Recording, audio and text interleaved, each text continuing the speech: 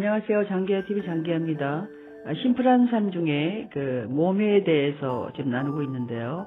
오늘은 몸을 가꾼다는 거에 대해서 가꾸기는 어떻게 해야 될까에 대해서 나누고자 합니다. 몸이 불편하거나 완벽하게 가꾸어지지 않은 상태에서는 마음이 충분히 자유로울 수 없습니다.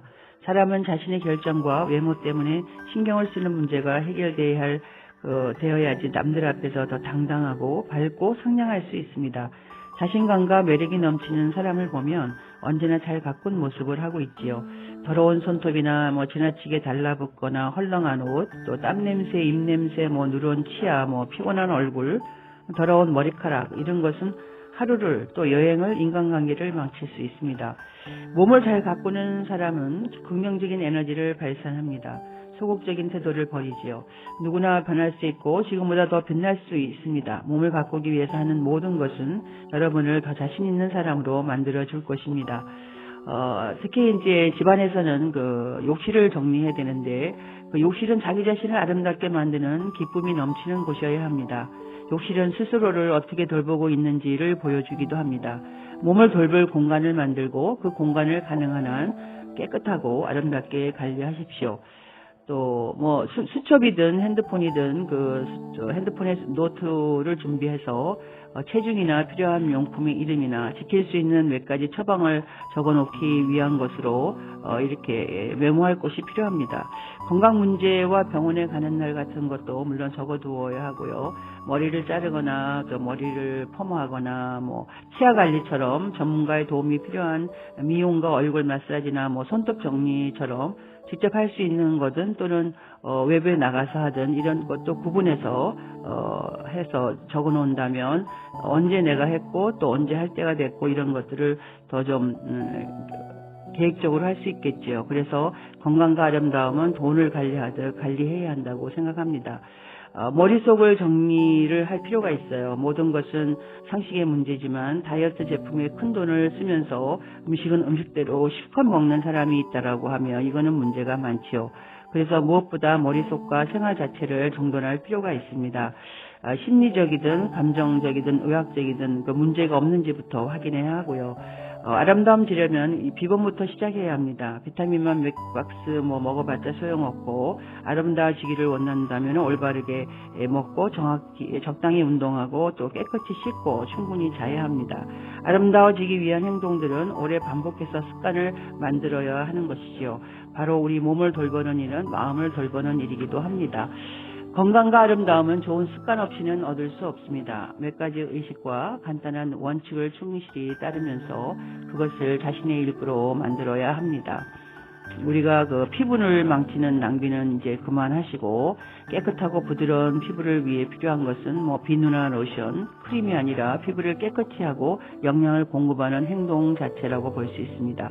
복잡한 이런저런 화학제품은 이제 그만 사용하시고 화장품 업체의 꼬임에 넘어가지도 마시고 또는 상업적인 제품 가운데 피부를 상하게 하는 것도 주의해야 합니다. 피부는 소화기관과 마찬가지로 우리가 주는 것을 흡수해서 혈액으로 내보냅니다. 따라서 피부에 바르는 화장품이 우리 몸을 오염시키고 더럽힐 수 있기 때문입니다. 피부에 제일 좋은 것은 건강한 식생활, 충분한 수면, 또 깨끗한 물, 그리고 행복한 마음입니다. 그 외에는 부수적인 것에 지나지 않기 때문에 우선 정크푸드라고 하는 패스트푸드나 인스턴트 식품부터 피하기 바랍니다. 여러분의 입맛과 식탐이 아닌 건강과 아름다움을 기준으로 식품을 고르고 값비싼 관리를 받는다든지 화장품은 필요 없다고 생각합니다. 피부 관리는 피부를 깨끗이 하고 영양을 보급하고 보호하는 것에 그쳐야 합니다. 물론 간단한 피부 관리에 만족하기가 쉬운 일은 아니지만 그런 관리만으로 아름다운 피부를 가질 수 있다는 것처럼 이렇게 하는 것은 거짓말처럼 들리기도 합니다. 우리가 잡지와 광고에 신의 당에서 휘둘리고 미용에 관한 소문에 속고 또는 비싼 제품일수록 효과가 좋다고 믿는 그런 마음, 또 비싼 제품을 사용하지 않으면 잘못이라도 한 것처럼 느끼는 그런 마음들을 없애기 바랍니다. 피부가 좋은 사람에게 관리를 위해 어떤 제품을 쓰는지 한번 물어보기도 하고 또 그 사람들은 아마 이렇게 대답할 겁니다. 아, 별거 안 써요 라고. 피부는 몸 상태와 주변 환경 그리고 특히 우리가 하는 생각과 깊은 관계가 있습니다. 신선한 공기를 쐬고 피부를 숨쉬게 하고 그리고 매일 자신의 활력을 일깨우십시오. 그 다음에 오일은 사실 좋은 것만으로 하나만 골라서 얼굴, 머리카락, 몸, 손톱에 두루 사용하십시오. 미용 크림에는 제품의 특성상 유화제가 들어가기 때문에 유화제는 모공을 막아서 피부를 숨쉬는 것을 방해합니다. 이런저런 크림을 만능 오일로 해서 하나로 대체하는 것이 좋습니다. 화장대에도 욕실에도 필요 이상의 거추장스러운 제품은 놓아두지 않는 것이 좋겠죠. 특히 목욕할 때 가끔은 몸에 오일을 바른 다음 따뜻한 물에 들어가는 것이 좋다고 합니다. 감미로운 음악과 향초까지 곁들인다면 금상첨화겠지요. 또 오일은 몸에 흡수되기 때문에 우려하는 것과는 달리 모욕물에 기름이 둥둥 뜨지는 않습니다. 열기에 의해서 모공이 열려 있으면 더 잘 흡수되고 또 오일 모욕을 끝나고 나면 아기 피부처럼 부드럽고 매끄러워진 피부를 확인할 수 있을 것입니다. 거기에 이제 크림이나 로션을 바르지 않아도 촉촉함이 유지되는 것이요. 완벽한 미니멀리즘의 미용법인 것입니다. 그래서 오일은 종류마다 차이가 있기 때문에 자기한테 잘 맞는 것을 찾아야 합니다. 아보카도 오일 같은 거는 진한 종류의 오일이고 플로럴 에센올 오일 몇 방울 섞어 쓰면 향수 효과도 있습니다. 그래서 진한 오일이 부담스럽다면 아이들이 쓰는 그 순한 아몬드 오일이나 스칼렌 오일을 사용해도 좋습니다. 특히 아보카도 오일은 얼굴에도 몸에도 사실 좋습니다. 그래서 아보카도 오일은 눈가 잔주름을 막아주고 피부를 탄력있게 부드럽게 만들기 때문에 좋다고 추천드립니다. 비타민 D와 비타민 E가 풍부하고 발라도 블랙헤드가 생기지 않고 특히 아보카도 오일은 그 헤어팩을 하고 머리를 감으면 두피의 피지가 잘 제거됩니다. 우리 몸은 안팎으로 오일을 필요로 합니다. 건강을 위해서는 그 냉압착 방식으로 추출한 품질 좋은 오일을 하루에 적어도 한 스푼은 섭취해도 좋습니다.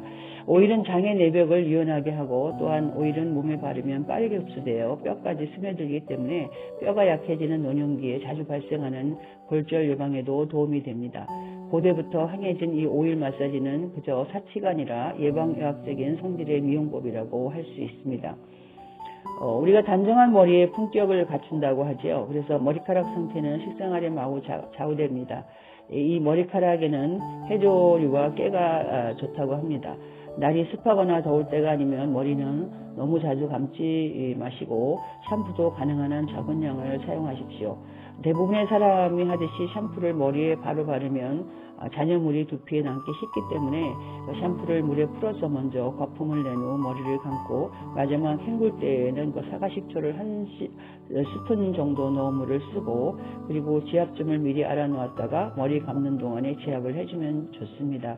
사람들은 두피의 건강을 소홀히 하는 경향이 있는데 이 두피는 스트레스를 받으면 딱딱해져서 머리카락이 자라는 것을 방해합니다. 따라서 손가락으로 마사지를 꾸준히 해주면서 두피를 부드럽게 풀어주어야 합니다. 머리를 감고 나면 여러분만의 만능 오일을 한두 방울 발라서 자연스럽게 말리도록 하십시오. 머리가 말린 후 고개를 숙여 머리카락이 바닥을 향하게 하고 목덜미에서 정수리 쪽에서 빗어주면 두피의 혈액순환을 도울 수 있습니다. 단 부드럽게 빗어야 하고 머리가 젖었을 때는 빗질을 하지 마십시오. 헤어브러쉬는 빗살 간격이 넓고 나무 소재로 된 것을 골라서 가능하면 일주일에 한 번은 자가 미용법으로 머리카락을 관리해 주십시오. 적당히 만족스러운 결과를 가져다 줄 뿐만 아니라 모발 관리 제품들 때문에 돈을 낭비하고 욕실을 복잡하게 만드는 일은 하지 마시기 바랍니다. 남자든 여자든 미용실에는 정기적으로 가는 것이 좋습니다. 전문가의 손길이 필요하다는 거죠. 머리를 관리하지 않고 내버려두면 기분이 안 좋은 날이 더 많아지기 때문입니다.